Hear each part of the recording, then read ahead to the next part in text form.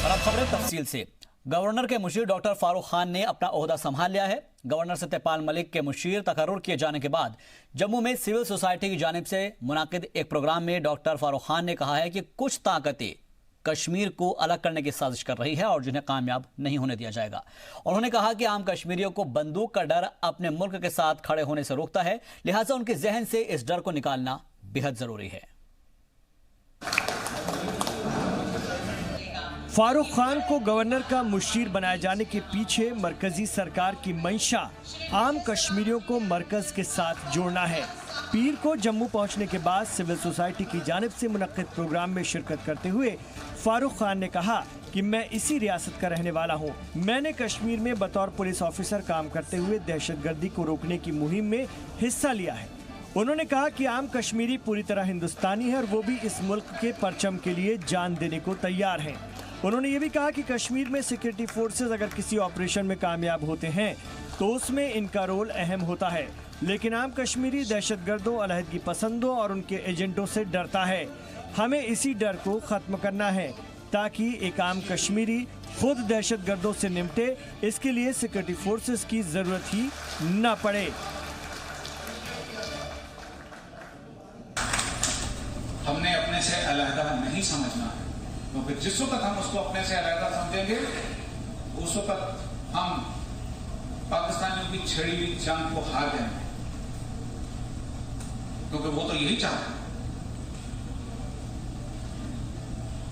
हमने सिर्फ कश्मीर की धरती को ही नहीं अपने साथ रखना, अंदर से हिंदुस्तानी है, लेकिन माहौल के डर की वजह से वो शायद अपने आप को भारत माता की जय जिस तरीके से हम बोलते हैं खुलेआम, उसको करने में डरता है। प्रोग्राम से खिताब करते हुए फारूक खान ने कहा कि दहशतगर्दी की वजह से कश्मीर को बहुत सारी मुसीबतें झेलनी पड़ी हैं, लेकिन जल्द ही उनकी मुसीबतों का खात्मा होने वाला है। इस जानिब मरकजी हुकूमत मंसूबाबंदी के साथ काम कर रही है। उन्होंने ये भी कहा कि कश्मीरियों को समझ आ चुका है कि कुछ नारों के साथ आम कश्मीरियों को गुमराह किया जा रहा है। मैं अगर एडमिनिस्ट्रेटर के तौर के ऊपर वहां पर था तो मैंने वहां पे भी कोई दायरा नहीं रखा हुआ था कि मैं इतना ही करूंगा बस। उसी तरीके से अगर मैं यहाँ पे हूँ, एडवाइजर हूँ, तो जो भी मेरे को कार्य दिया जाएगा वो तो मैं एडवाइजर की हैसियत से कर लूंगा, लेकिन जो कार्य मेरे पास नहीं होगा और जिसके बारे में आप कभी मेरे को, आप में से कोई भी मेरे को उसके बारे में बताएगा, तो मैं एक जम्मू कश्मीर का नागरिक होने के नाते से जरूर कंसर्न क्वार्टर्स में वो मसला उठाऊंगा और मुझे यकीन है कि मैं उठाने के बाद उसको पूरा भी करवाऊंगा। आपको बता दें कि 1984 बैच के स्टेट पुलिस सर्विस के ऑफिसर फारूक खान को 1994 में आईपीएस कैडर मिला था। उन्होंने जम्मू कश्मीर में दहशतगर्दी की कमर तोड़ने वाले एसओजी की तश्कील में अहम रोल अदा किया था। वो एसओजी के पहले एसपी रहे हैं। उन्होंने दहशतगर्दी को कुचलने और रियासती पुलिस को दहशतगर्दी के खिलाफ एक मजबूत ताकत के तौर पर खड़ा करने में अहम किरदार निभाया था। उन्होंने हजरत बल दरगाह से भी मिलिटेंट्स को खदेड़ा था। उन्हें राष्ट्रपति वीरता पुरस्कार समेत कई एजाज से नवाजा जा चुका है। ब्यूरो रिपोर्ट, जी सलाम। तो आम कश्मीरियों को बंदूक का डर अपने मुल्क के साथ खड़े होने से रोकता है, ये बहुत अहम बात उठाई गई है और उनके जहन से इसी डर को निकालना है, ये बात यहां पर कही है गवर्नर के मुशीर ने। जी हां, और इस पर चर्चा के लिए, डिबेट के लिए हमारे साथ 3 खास मेहमान जुड़ गए हैं। सबसे पहले उनका तारुफ करा देते हैं। डॉक्टर हरबख्श सिंह साहब है, लीडर है पीडीपी के, आपका बहुत बहुत इस्तकबाल करते हैं। इसके अलावा अशोक भट्ट साहब है, बीजेपी के लीडर हैं, आपका भी बहुत बहुत खैर मकदम है सर। और साथ ही स्टूडियो में तशरीफ फरमा है अमित रैना साहब, प्रेसिडेंट है रूट्स इन कश्मीर के। सबसे पहले मैं अमित रैना साहब आपसे जानना चाहूँगा, आप कश्मीर को बखूबी जानते हैं और कई बार अपनी बात को बेबाकी से रखते भी हम नज़र आए हैं आप, क्योंकि हमने कई डिबेट्स आपके साथ में की है। मैं कश्मीर के अंदर, हमें एक मूवी आई थी हैदर का, अगर मैं जिक्र करूं तो उसमें ये दिखाया गया था कि बहुत से लोग जब जाते हैं तो उसके अंदर वो शख्स इतना परेशान दिखा दिया जाता है कि वो अपने आप जाकर ही अपने आप चेकिंग कराता है अपनी, मीन्स के वो सिक्योरिटी को लेकर बहुत ज़्यादा परेशान हो जाता है। आज जो मैं यहाँ पर बयान सुनना था फारूक साहब का, तो उनका ये सीधे तौर पर कहना है कि जो इस तरह का माहौल क्रिएट किया गया है, हमें अपनी सिक्योरिटी यहां पर लगानी पड़ रही है, क्यों ना कोई एक ऐसा एनवायरनमेंट, एक ऐसा माहौल पैदा कर दिया जाए कि इस चीज की हमें जरूरत ही ना पड़े। फिर देखिए, स्टेटमेंट में दो पार्ट थे। तो उन्होंने कहा कि हर कश्मीरी अपने आप को हिंदुस्तानी समझता है जी, और इस देश के लिए जान देने को तैयार है। और उन्होंने कहा कि कुछ कारणवश सिक्योरिटी माहौल ऐसे हैं कि कश्मीरी तंग आ चुके हैं उससे। तो देखिए, ये तो बात सच है कि हर कश्मीरी अपने आप को हिंदुस्तानी समझता है जी। और ये इतिहास हमें बताता है, मतलब ये कोई मनगढ़ंत बात नहीं है। 1947 के एक्सेशन से लेने के बाद फिर जब कबाली रेड पड़ी और मकबूल शेरवानी करके जो शहीद थे, उन्होंने कबालियों को 4 दिन तक गुमराह रखा तक जब तक भारतीय फौज ना आए। उसका जब 65 में पाकिस्तान ने ऑपरेशन जिब्राल्टर किया और अपने गुरेला सोल्जर्स भेजे कश्मीर में जो छुप के रह रहे थे अवाम के भी, तो अवाम ने ही उनको पकड़वाया और भारतीय सेना को और अपने स्टेट गवर्नमेंट को इत्तला दी कि ऐसे ऐसे यहाँ पे लोग रह रहे हैं, और ऑपरेशन जिब्राल्टर फेल हुआ। उसका कारण 65 की जंग भी हुई। उसके बाद जो सब्सिक्वेंट इलेक्शन हुए हैं, हर इलेक्शन में कश्मीरियों ने बढ़ चढ़ कर हिस्सा लिया। 89 के बाद 1996 के बाद जो इलेक्शन हुए हैं, उसमें हर इलेक्शन में कश्मीरियों ने, चाहे वो पार्लियामेंट के रहे हो चाहे वो असेंबली के रहे हो, बढ़ चढ़ के भाग लिया है। अभी का इलेक्शन ले लीजिए, 2019 का 60% के ऊपर की वोटिंग है। 2014 असेंबली इलेक्शन में 65% की वोटिंग रही है। तो हर कश्मीरी ने मिलजुल कर किया है। हाँ, हालात ऐसे हुए हैं 89 के बाद कि सिक्योरिटी फोर्सेस बढ़ी हैं कश्मीर में, आम लोगों को तकलीफ हुई है। और मुझे लगता है कि अब फारूक साहब आए हैं, चीफ एडवाइज़र आए हैं सिक्योरिटी को लेकर, फॉर्मर आईजी रह चुके हैं, तो कुछ ना कुछ कदम उठाएंगे कि जिससे सुरक्षा भी खतरे में ना हो और जो लोगों के हर दिन के दिनचर्या में जो फ़र्क पड़ता है या जो कंसर्न्स हैं उनको सिक्योरिटी फोर्सेस को लेकर, जो उनके दिनचर्या को ख़राब करता है, उसको एड्रेस करेंगे। तो कोई ना कोई सोल्यूशन तो निकालना ही पड़ेगा, क्योंकि एक आम आदमी को ज़रूर तकलीफ होती है कश्मीर में। बिल्कुल। लेकिन अशोक भट्ट साहब, क्योंकि जिस तरीके से रैना सर ने जिक्र किया है कि 89 के बाद हालात बदले गए हैं, उन हालात के लिए आप किसे जिम्मेदार ठहराते हैं? देखिए, पहली बात है कि 89 से आज तक जो भी यहाँ पर प्रॉब्लम्स हो गए थे, तो उसमें हुर्रियत का मेन रोल रहा कि हुर्रियत वालों ने तो यहाँ पर तो जो अभी जो एपिसोड चल रहे हैं या जो भी कहानियाँ चल रही हैं, तो ये तो हुर्रियत बेस्ड जो भी चल रहा है। मगर आज के डेट में जो भी सिचुएशन है जी, अब हिंदुस्तानी, मतलब यहाँ पर 95% अब हिंदुस्तानी है। अब डर के मारे कोई ये नहीं बोल सकता है कि बाहर मैं हिंदुस्तानी हूं, मगर अगर दिल से हम देखेंगे कि दिल से मैक्सिमम लोग हिंदुस्तानी हैं जी। और दूसरी बात यहाँ पर एक पहले 89 से आगे अगर हम जाएंगे 90s में, 92 में थोड़ा डर सा माहौल पैदा हुआ था, तो वो आहिस्ता आहिस्ता वो खत्म हो रहा है। कि अब देख लीजिए आप 2014 देख लीजिए, 2015 देख लीजिए, आज की हालत देख लीजिए। अब आज के डेट में तो फ्रीली लोग भी चल रहे हैं, आगे पीछे चल रहे हैं, काम कर रहे हैं। आप टूरिस्ट देख लीजिए, टूरिस्ट कितने आ रहे हैं, बहुत सारी सुधर गए हालात। अब फारूक खान साहब आए हैं यहाँ पर, उनको पता है कि मतलब कश्मीर की सिचुएशन क्या है, इससे और भी इंप्रूव हो जाएंगे कश्मीरी हालात जी। लेकिन डॉक्टर हरवक्त साहब, क्योंकि एक जो बयान उन्होंने कहा है कि आम कश्मीरियों को बंदूक का डर अपने मुल्क के साथ खड़े होने से रोकता है, तो जो बंदूक का डर है वो कौन दिखाता है? कौन वो लोग हैं जो बंदूक का डर दिखाते हैं? और अगर कोई भारत माता की जय बोलना चाहता है तो वो कहीं ना कहीं दबकर और चुप होकर रह जाता है वहां पर। देखो शाहबाज साहब, मुझे समझ नहीं आ रहा है कि जो ये टॉपिक बोल रहे हैं कि आज तक मुझे ये समझ नहीं आया कि किसी कश्मीरी ने पाकिस्तान कब बोला। हम तो पाकिस्तान की बात ही नहीं करते, पाकिस्तान तो दूसरा मुल्क है। हमने तो जब भी बात की है, हम जो रिप्रेजेंट करते हैं, हम कहते हैं हिंदुस्तान के कॉन्स्टिट्यूशन के अंदर कश्मीर का जो मसला है, जो एक अपने मुल्क के साथ डिफिसिट है या नाराजगी है जी, तो उसको कम किया जाए बातचीत के जरिए। पाकिस्तान की तो बात ही नहीं आती। किसने कहा कश्मीरी पाकिस्तानी है? हम तो कभी नहीं कहते। और अब मुल्क तो हिंदुस्तान है, अगर हम जम्मू कश्मीर को हिंदुस्तान का हिस्सा मानते हैं, ये कहना कि अब है जी कुछ हैं जी 95%, मैं नहीं मानता हूं, मैं कहता हूं ये हिंदुस्तान का हिस्सा है, हिंदुस्तान के साथ है और कश्मीरी हिंदुस्तानी है। अब रही बात कि ये क्या प्रूव करना चाहते हैं इस बात को बोल के जी अब है या पहले नहीं थे, मैं मानता हूं कि एक जो डेफिसिट है कंट्री के साथ, जो एक गिला शिकवा है, एक डेफिसिट है जो हम इंडियन कॉन्स्टिट्यूशन के अंदर चाहते हैं कि बातचीत करें। हम तो बार बार कहते हैं कि हमसे नाराज हैं, जो बार बार कहा जाता है जी इलेक्शन में आगे खुल के आगे। हाँ। देखो इस बार भी 90% इलेक्शन नहीं हुआ, मैं उनको पाकिस्तानी नहीं मानता कि उन्होंने वोट नहीं डाला, उनको नाराजगी है अपने मुल्क के साथ और उनकी नाराजगी को एड्रेस करना पड़ेगा पॉजिटिव तरीके में। रही बात ये जो कहने की है, जो आपने कहा, देखो गन कल्चर जो देखो डेफिसिट या 47 से ही कुछ ये चलता आया था इंतशार, कभी कोई आज़ादी मांग रहा था, कभी कोई अपना चीज मांग रहा था।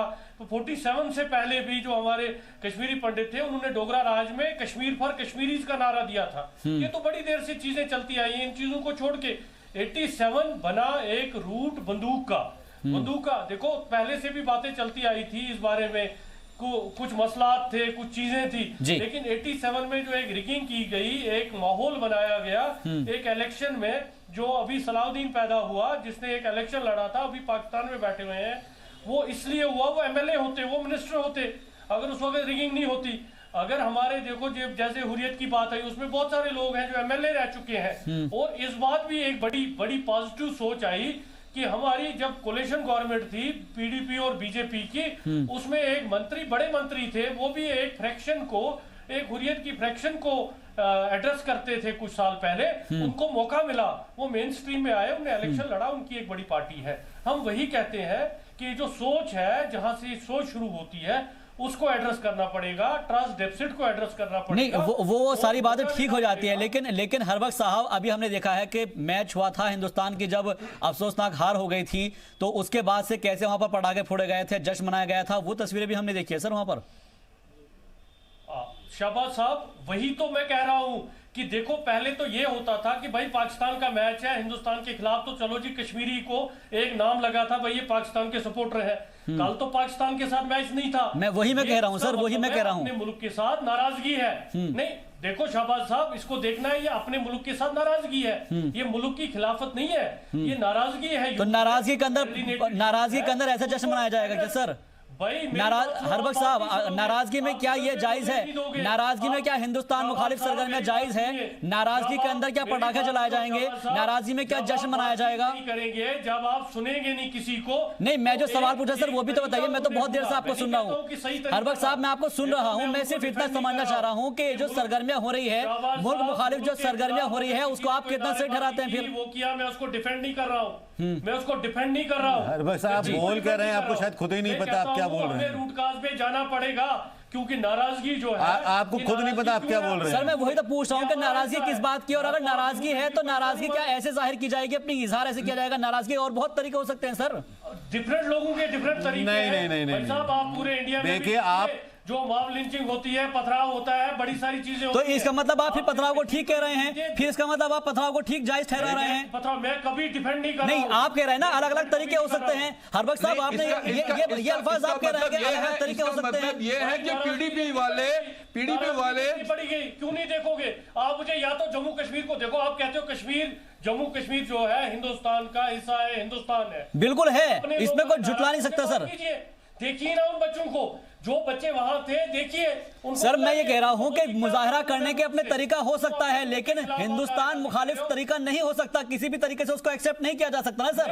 हम डिफेंड नहीं करते हैं। अभी आप कह रहे हैं कि अलग अलग तरीके हो सकते हैं। अगर मुल्क मुखालिफ वहां पर नारेबाजी की जा रही है, वहां पर पटाखे फोड़े जा रहे हैं, हिंदुस्तान के हारने पर वहां पर अगर नाच गाना हो रहा है, तमाशा हो रहा है, तो उसको आप सही ठहराते हैं? फिर नहीं, सही तो बिल्कुल नहीं ठहराया। मैंने आपको पहले कहा कि मुल्क के खिलाफ नाराजगी हो सकती है, लेकिन मुल्क के खिलाफ नहीं होना चाहिए, क्योंकि सर मुल्क के खिलाफ किसी की नाराजगी नहीं है, मुल्क के लीडरान के खिलाफ नाराजगी जरूर हो सकती है, मुल्क के खिलाफ किसी कश्मीरी की नाराजगी नहीं हो सकती सर। ये देखिए हरबख्श जी, आपकी टीवी हरबख्श जी वीडियोग्राफ्स दिखाए जाते हैं काफी जगहों पे, हरबख्श जी ज्यादा रंगत ठीक है सर। अमित जी कुछ सवाल पूछ रहे हैं जी। नाराजगी बिल्कुल हो सकती है, सिस्टम से नाराजगी हो सकती है, सरकार से नाराजगी हो सकती है, प्रशासन से नाराजगी हो सकती है, मगर देश से कैसे नाराजगी हो सकती है? एग्जैक्टली आप कह रहे हैं कि लोगों का जायज है देश से नाराज होना। अगर आप अपने आप को भारतीय मानते हैं तो आप उस प्रशासन को, आप उस सिस्टम को बदलने का प्रयास करेंगे। आप ये नहीं कहेंगे पाकिस्तान जिंदाबाद। और जहां तक बात अभी आप मॉब लिंचिंग की कर रहे थे, स्टोन रॉयट्स की बात कर रहे थे, गुजरात में दंगे हुए 2002 में 534 लोग को सजा मिली। 30 साल में आतंकवादी हत्याओं को लेकर आपकी सरकार ने कितने लोगों को सजा दिलाई? एक भी नहीं, शून्य। तो जो जिनके घर कुछ के शीशे के वो दूसरों पे पत्थर नहीं मारते। ठीक है, ठीक है। 84 राइट्स में, 84 राइट्स में, बिल्कुल 84 राइट्स में जिनके साथ आपने सरकार बनाई थी, जिनके साथ आपने सरकार बनाई 6 साल, जिनके साथ आपने 6 साल सरकार बनाई, जिस सोच से आपके लीडर, आपके फाउंडर मुफ्ती मोहम्मद सईद आते थे, ये सवाल उनसे पूछना चाहिए था। कांग्रेसी थे जन्म से वो, 90 तक तो कांग्रेसी थे, 84 के दंगे हुए थे। दूसरी बात यह है, दूसरी बात यह, सुप्रीम कोर्ट ने उसका संज्ञान लिया हुआ है, आज भी इस पे प्रयास चल रहा है। आप बता दीजिए आपने किसका संज्ञान लिया हुआ, किस पे प्रयास चल रहा है? सिख दंगों में किसी ने नहीं कहा सही हुआ। और सुप्रीम कोर्ट आज भी SIT बिठा के जगदीश टाइटलर अंदर गए ना, सज्जन कुमार अंदर गए ना। आप बताइए आपने किसको अंदर भेजा? आपने किस आतंकवादी को अंदर भेजा खून के इसमें? 30 सालों बाद ठीक है, आप बताइए। आप 30 साल तो हमारे 30 साल तो हमारे उसको भी हो गया, न्याय तो आया। आप तो न्याय की तरफ भी नहीं बढ़ते। तो आप ऐसी बात ना कर रहे, ये बहुत ही अच्छी बात होगी। आज तक उनको इंसाफ 30 साल नहीं मिला सर, 30 साल नहीं मिला, प्रयास चल रहा। आप तो प्रयास भी नहीं कर रहे। आप जब सरकार बनाते थे कांग्रेस के साथ 6 साल, तब ख्याल नहीं आया आपको सिक्कों का? तब सिक्कों का ख्याल नहीं आया आपको? जब कांग्रेस की गोद में बैठे हुए थे आप, तब सरकार नहीं गिरी 84 के दंगों को लेकर, तब सरकार गिराएगी अमरनाथ लैंड रॉ को लेकर। शाहबाज साहब, 36 सिखों का कत्ल हुआ एक दिन में, आज तक किसी का नाम नहीं ला सके। बिल्कुल, आज तक किसी को फिक्स नहीं कर पाए। तो क्या कर लेते? 9 साल चलाई सरकार आपने, आप फिक्स कर लेते। क्या बात? क्योंकि आप टेररिस्ट किलिंग में इन्वॉल्व नहीं होना चाहते, आप उनको फ्री चेक देना चाहते हैं। हर साहब, सवाल तो आपसे ही पूछा जाएगा, आपकी भी हुकूमत रही है, सरकार आपकी, सवाल आप मुझसे पूछ रहे हैं। अरे हरबख्श साहब, सरकार तो आपकी भी रही ना, आप ही के ऊपर सवाल उठेंगे फिर तो? सवाल तो आपसे ही पूछे जाएंगे ना सर। हुकूमत तो आपकी भी रही है। आप दिल्ली में पॉलिटिक्स खेल रहे हो। छत्तीस सिंहपुरा में 9 साल सरकार थी आपकी जम्मू कश्मीर में, क्या किया आपने? 9 साल सरकार चलाई आपने, क्या किया आपने? किस छत्तीस सिंहपुरा के लिए क्या किया? किसको कन्विक्ट किया? किसी को नहीं कन्विक्ट किया। ठीक है, वंदामा में किसको कन्विक्ट किया? वंदामा मुफ्ती मोहम्मद सईद के समय हुआ, किसको कन्विक्ट किया आपने? आप मुझे बताइए। नहीं, मुफ्ती साहब ने थोड़ी करना था, आपके कौन करेगा? मुख्यमंत्री थे कि नहीं थे? कौन आता करने? उसका निकला नहीं। कौन आता करने? मुख्यमंत्री कौन था? केस JK पुलिस के पास था। सिंहपुरा में फास्ट ट्रैक क्यों नहीं हुआ? हाँ, पूछे आप क्यों नहीं किया आपने? क्यों नहीं किया? उसमें क्यों नहीं किया? वही तो सवाल है। सरकार सवाल तो यही हो रहा है ना, हुकूमतें तो आपकी ही दर दर सफल होती रही है, कभी कांग्रेस कभी बीजेपी। गवर्नमेंट ने क्या करना था उसमें? SIT सेंट्रल गवर्नमेंट ने बना। सर कैसी बात कर रहे हैं आप? 370 लेके बैठे हुए, सेंट्रल गवर्नमेंट कहां से आएगी? 370 लेके आप बैठे हुए हैं, सेंट्रल गवर्नमेंट कहां से आएगी? सेंट्रल गवर्नमेंट का सर रोल ही नहीं है। सेंट्रल गवर्नमेंट का रोल कहां से? CBI के पास था क्या केस? हो कैसी बात कर रहे हैं आप? केस आपके पास, जम्मू कश्मीर पुलिस के पास। क्या बातें करते हो? क्या बातें कर रहे हो? चिटी सिंहपुरा के मामले में government of Jammu and Kashmir SIT बनाएगी, तो और कौन बनाएगा? आप कौन बनाएगा? NIA तब तक नहीं था, कौन बनाएगा? सर NIA की पंडित का कत्ल हुआ, यहाँ के सिख का कत्ल हुआ, तो कौन बनाएगा? यहाँ के मुसलमान कौन बनाएगा? कत्ल सारे एक जैसे हुए। और मिलिटेंट जो है उसका कोई धर्म नहीं है, हम मिलिटेंसी को बिल्कुल सपोर्ट नहीं करते। तो एक्शन लीजिए ना। बिल्कुल खिलाफ है। और सर बुरहान वानी के घर चेक आप भेजें और आप कहते हैं मिलिटेंसी को सपोर्ट नहीं करते। यासीन मलिक के लिए आपकी मैडम आपको खून के आंसू बहाती है, रोती है, तो आप कहते हैं कि हम मिलिटेंसी को सपोर्ट नहीं करते। जमात इस्लामी बैन होता है, आप रोते, आप कहते हैं मिलिटेंसी को सपोर्ट नहीं करते। कैसी बात कर रहे हैं आप? JKLF बैन होता है, आप कहते हैं मिलिटेंसी को सपोर्ट नहीं करते। मिलिटेंसी नहीं, टेररिज्म है, टेररिज्म होती है। आइडियोलॉजी को आज तक किसी ने एड्रेस किया? हम बार बार कहते हैं आइडियोलॉजी को एड्रेस करो, यहाँ का खून खराब। ठीक है, आइडियोलॉजी की बात आप कर रहे हैं, ठीक है सर, हर वक्त साहब मैं आपके पास आऊंगा, आइडियोलॉजी की बात कर रहे हैं, लेकिन अशोक भट्ट साहब आइडियोलॉजी की जो बात लगातार ही कर रहे हैं, अभी सवाल के जवाब में इन्होंने कहा है कि मुल्क मुखालिफ नारे जो है उसको कोई भी जायज नहीं ठहरा रहा। मुल्क से नाराजगी किस बात की हो सकती है भाई? अगर आपकी कोई नाराजगी है तो इंतजाम में हो सकती है। देखिए मैं आपको पीडीपी का इतिहास बता दूंगा। इतिहास जी, 86 में जब यहाँ पर अनंतनाग में पहला माइग्रेशन जो हुई है कश्मीरी पड़तू की जी, वो बिकॉज ऑफ मुफ्ती मोहम्मद सईद की से हुई है। मुफ्ती मोहम्मद सईद ने उस वक्त, अब इन्होंने बात छेड़ी है, इसका जवाब मैं दे दूंगा जी। उन्होंने उस वक्त अनंतनाग में जो वहां पर टेंपल जलाए गए थे काजी निसार के साथ, मुफ्ती मोहम्मद सईद का हाथ था। बिल्कुल काजी निसार के साथ, तो काजी निसार के साथ, बिल्कुल सही बात है, उसमें इन्वॉल्व काजी निसार थे और मुफ्ती मोहम्मद सईद थे। फिर मुफ्ती मोहम्मद सईद बोलते थे नहीं जी हमने नहीं किया है, मगर अगर उसमें कल्प्रिट थे वो तो मुफ्ती मोहम्मद सईद थे।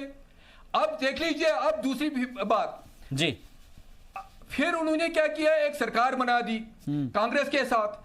उस वक्त कितने कांड किए, एक तरफ मिलिटेंट मरता था, दूसरी तरफ महबूबा जी शाम को वहां उनके घर जाती थी, वहां पर उनको रोने के लिए, वहां पर उनको बोलने के लिए हम आपके साथ हैं। फिर अब देख लीजिए, अब इस वक्त बीजेपी के साथ सरकार में थी, उस वक्त ड्राइविंग सीट पर थी, उस वक्त भी ऐसे कांड हो गए। तो उसी वक्त हमने बीजेपी ने इससे हाथ खींच लिया और हमने ये किया। दूसरी बात, जो भी आज के डेट में अगर यहाँ पर क्रिकेट मैच हो रहा है, ये सही बात आप लोगों ने बताई है, क्रिकेट मैच हो रहा है कि और यहाँ पटाखे फूटते हैं। बिल्कुल, आप देख लीजिए डाउनटाउन में, जब पाकिस्तान ने यहाँ पर मैच हारा था तो एक का तो हार्ट अटैक हो गया था जब इंडिया के साथ मैच था उनका। तो जब इंडिया ने न्यूजीलैंड के साथ हारा और यहां पर बोल रहे थे कि नहीं जी, कि वो तो न्यूजीलैंड के कैप्टन की जय जयकार करते थे और इंडियन प्लेयरों को गालियां देते थे, और उसमें इनके लोग भी इन्वॉल्व थे, उनके डाउनटाउन में इनके लोग उसमें इन्वॉल्व थे। उसका मैं प्रूफ करके दे दूंगा जी कि ऐसी बातें कर रहे हैं ये लोग। इनको मुझे समझ में नहीं आ रहा है, इनको किसने बोला है कि ये ऐसी पॉलिटिक्स, ऐसी गंदी पॉलिटिक्स यहाँ पर कश्मीर में करते हैं। और अगर हम देखेंगे 1987 से आज तक इनका भी रोल है, जितना नेशनल कॉन्फ्रेंस का रोल है इसको कश्मीर को, जम्मू कश्मीर को बिगाड़ने में, उतना ही पीडीपी का रोल है जी। मुझे लगता है कि सबसे ज्यादा रोल अगर है पीडीपी का रोल है। आप करप्शन देख लीजिए, आज के डेट में करप्शन कितना निकल रहा है, जेके बैंक का देख लीजिए, सरताज मदनी का देख लीजिए, क्या क्या उन्होंने कांड किए हैं यहाँ पर कश्मीर में। और हम इनको अभी भी एक वार्न करते हैं, अगर ये नहीं सुधरेंगे, इनको यही जो लोग हैं उनको भी समझ आ गया कि हाँ, ये कैसे लोग हैं। ठीक है सर, क्या कर रहे हैं। मेरे पास वक्त कम है, मैं फाइनल कमेंट लेना चाहूंगा सर सबसे, अमित साहब, क्योंकि जिस तरीके से बात हुई है, अब क्या सॉल्यूशन निकाला जाएगा कि ताकि जितने भी लोग हैं, क्योंकि अब यहाँ पर गवर्नर के मुशीर ने सीधे तौर पर कहा है कि वो बंदूक से जो डर लगता है, तो उनको ये समझाना होगा कि भाई आपको डरने की जरूरत नहीं है बिल्कुल भी, और ऐसे जो लोग हैं जो बंदूक के डर से डराते हैं, उन पर कहीं ना कहीं लगाम लगाने की जरूरत है। देखिए, इसका जवाब गृह मंत्री ने पार्लियामेंट में ही दिया।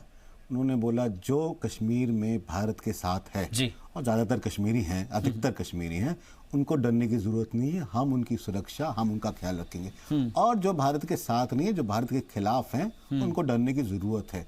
तो मुझे लगता है कि गवर्नर फारूक खान साहब आए हैं, एक्सपर्ट रहे सिक्योरिटी में, एसओजी के पहले एसएसपी थे, तो अब उनको वो प्रयास करने चाहिए कि जो कश्मीर में दबी हुई आवाज है भारत के पक्ष में, हालांकि मैंने पिछले 1-1.5 साल में काफी फर्क देखा है। मैंने काफी ऑफिसर्स में, काफी ऑफिसर्स के टेबल पे देखा, अगर जम्मू कश्मीर का झंडा है तो साथ में तिरंगा भी रखा हुआ है, तो वो फर्क दिख रहा है मुझे। मगर मुझे लगता है अभी लोगों को और हिम्मत देने की जरूरत है ताकि वो खुलकर आए और बंदूक के डर से दूर रहें। ठीक है, अशोक साहब, आपका भी एक फाइनल कमेंट चाहूंगा मैं इस पर। देखिए, फारूक साहब जो आ गए हैं, मेरे हिसाब से कि जो कुछ बकाया है, कोई काम जो रह गया है, वो फारूक साहब के निगरानी में मेरे हिसाब से वो ठीक हो जाएगा। आहिस्ता आहिस्ता यहाँ पर फिर से हालात 90 से पहले जो हालात थे, ऐसी हालात पटरी पर आएंगे। ठीक है, हरबख्श साहब, आपका भी फाइनल कमेंट। शाहबाज साहब मेरी बात सुनिए। अशोक जी ने 87 का जिक्र किया, 86 का, लेकिन उसके बाद ये पीडीपी में रहे। मैं इनसे पूछना चाहता हूं, अगर 86 में इनके कहने के मुताबिक मुफ्ती साहब उसमें इन्वॉल्व थे, तो ये पीडीपी के मेंबर क्यों बने? क्योंकि पीडीपी में आए थे, कुछ मिल जाए, मिला नहीं तो भाग गए। आप अगर ये कश्मीरी बने, अगर आपको पता है 86 में, आपको पता है हर वक्त साहब आप पर्सनल पर आ गए हैं, वो चॉइस हो सकती है, वो चॉइस हो सकती है। ज्वाइन किया, ठीक है, ये पर्सनल वाला नहीं है। ठीक है सर, ओके सर। सर बहुत बहुत शुक्रिया, माफी चाहूंगा आपसे, मेरे पास वक्त की बेहद कमी है। बहुत बहुत शुक्रिया हर वक्त साहब आपका भी, अशोक साहब आपका भी, और अमित रैना साहब आपका भी। लेकिन कुल मिलाकर ये देखना होगा कि कश्मीर की तरक्की के लिए जो भी कदम उठाए जाएंगे वो बेहतर होंगे, और जब गवर्नर के जो मुशीर आ गए हैं वो अब सब कुछ हालात ठीक करेंगे। उम्मीद इसी बात की है।